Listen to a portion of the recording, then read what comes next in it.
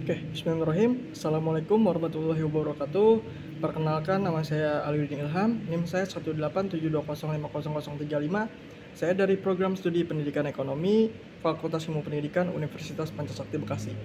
Oke, jadi di sini saya ingin memenuhi tugas ujian akhir semester saya dengan mata kuliah profesi keguruan dan dengan dosen pengampu yang terhormat Bapak Karyadi MM. Disimak ya, teman-teman.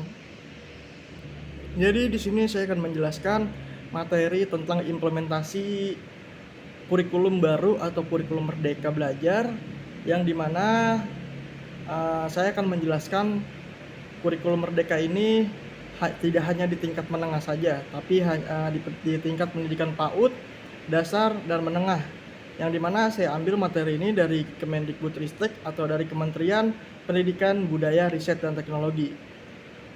Kita bisa lihat di sini judulnya Pedoman Pelaksanaan Kurikulum pada Satuan Pendidikan dalam rangka pemulihan pembelajaran kurikulum Merdeka pada pendidikan PAUD, dasar, dan menengah. Oke, di sini pedoman pelaksanaan kurikulum Merdeka pada pendidikan PAUD, dasar, dan menengah, yaitu di sini ada kerangka dasar, ada struktur kurikulum, ada capaian pembelajaran, perangkat ajar, proyek penguatan, pembelajaran asesmen, evaluasi, mekanisme, dan kurikulum operasional. Yang dimana kerangka dasar kurikulum ini meliputi dari struktur kurikulum, capaian pembelajaran atau CP, dan prinsip pembelajaran dan asesmen. Yang dimana tujuan pendidikan nasionalnya ini dari profil pelajar Pancasila, standar kompetensi lulusan, lalu ke standar isi, standar proses, standar penilaian pendidikan, dan ditetapkan oleh pemerintah. Lalu dibagi lagi menjadi 3 dari standar prosesnya, menjadi capaian pembelajaran, struktur kurikulum, prinsip pembelajaran dan asesmen. Dan capaian pembelajarannya dibagi menjadi kurikulum operasional dikembangkan di satuan pendidikan. Perangkat ajar ini yaitu ada berbagai berikut, ada buku teks pembelajaran, contoh modul ajar mata pelajaran, contoh panduan proyek profil pelajar Pancasila, dan contoh kurikulum satuan pendidikan. Di struktur kurikulum ini, struktur kurikulum merupakan pengorganisasian atas capaian pembelajaran, muatan pembelajaran, dan beban ajar. Pemerintah mengatur muatan pembelajaran wajib beserta bahan ajarnya atau beban belajarnya. Satuan pendidikan dan atau pemerintah daerah dapat menambahkan muatan tambahan sesuai kebutuhan dan karakteristik satuan pendidikan dan atau daerah. Pembelajaran dibagi menjadi 2 kegiatan utama, yaitu pembelajaran reguler atau rutin yang merupakan kegiatan intrakurikuler, dan yang kedua proyek penguatan profil pelajar Pancasila. Yang dimana bisa kita lihat di sini, teman-teman, ada beberapa satuan pendidikan dari SLB, PAUD, SD, SMP, serta SMA. Yang dimana kita merujuk kepada sekolah menengah, yang dimana struktur kurikulum SMP terdiri atas 1 fase, yaitu fase D. Fase D yaitu untuk kelas 7, kelas 8, dan kelas 9. Proporsi beban belajar terbagi menjadi 2, yaitu pembelajaran intrakurikuler dan proyek pembuatan profil pelajar Pancasila dialokasikan sekitar 25% total JP per tahun, dan yaitu SMA. Struktur kurikulum SMA terdiri atas 2 fase, yaitu fase E untuk kelas 10 dan fase F untuk kelas 11 dan kelas 12. Di kelas 10, peserta didik akan mengikuti mata pelajaran yang sama dengan di SMP, yaitu mata pelajaran umum.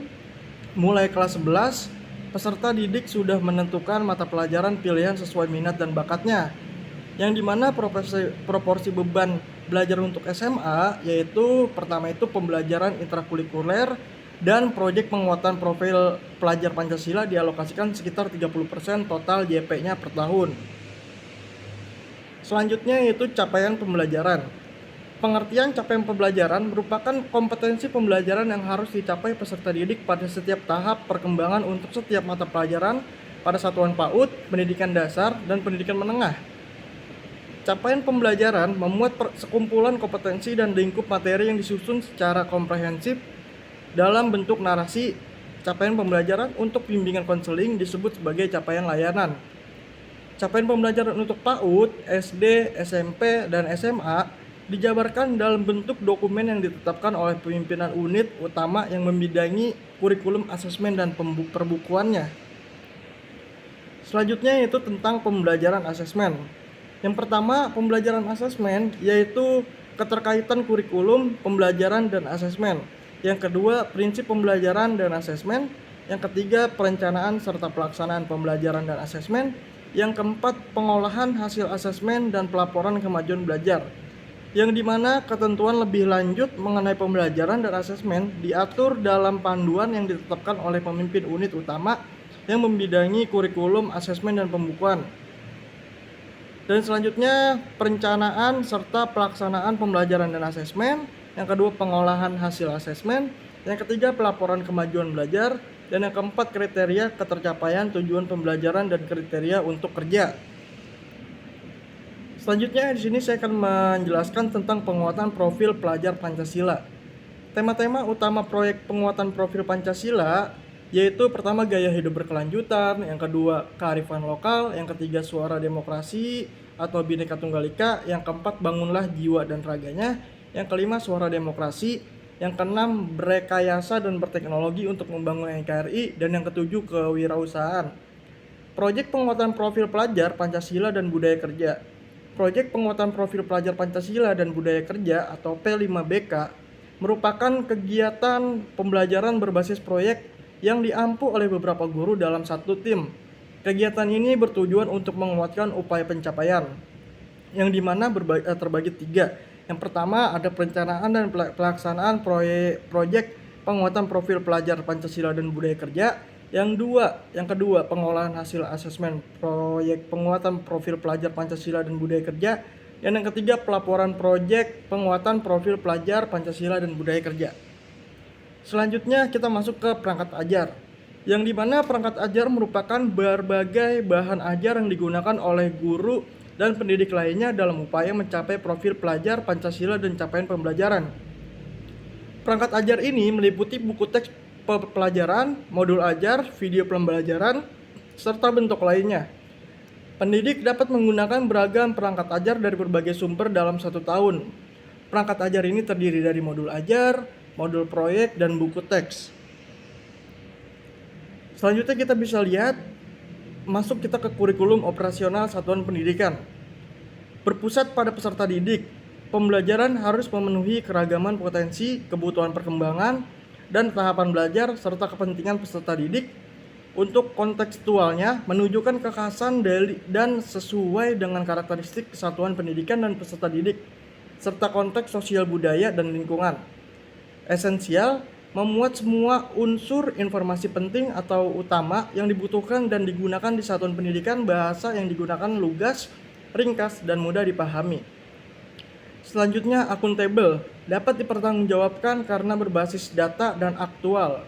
Dan yang terakhir, melibatkan berbagai pemangku kepentingan, yang dimana pelibatan komite satuan pendidikan dan berbagai pemangku kepentingan antara lain orang tua atau wali, organisasi, dan masyarakat di bawah koordinasi dan supervisi Dinas Pendidikan.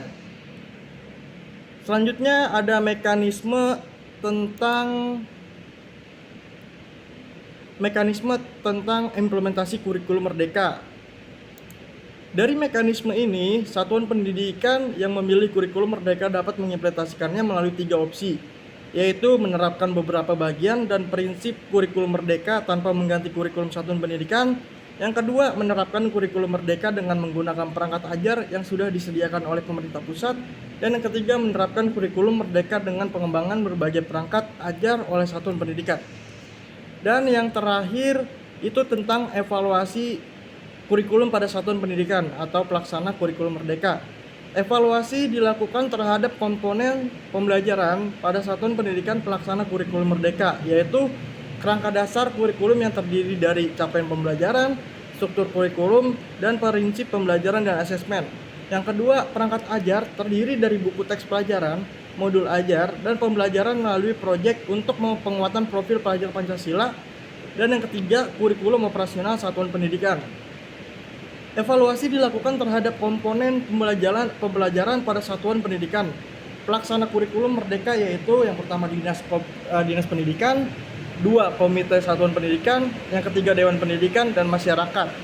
Oke, mungkin itu saja teman-teman yang dapat saya sampaikan dalam pedoman pelaksanaan kurikulum pada satuan pendidikan dalam rangka pemulihan pembelajaran kurikulum merdeka pada pendidikan PAUD, dasar dan menengah, dan lebih rujuknya itu saya lebih berpusat ke menengah, yang dimana sekarang ini kurikulum merdeka jika kita sebagai seorang guru ingin lebih memahaminya, kita harus lebih memahami atau lebih belajar untuk memahami kurikulum yang baru ini daripada kurikulum tahun 2013.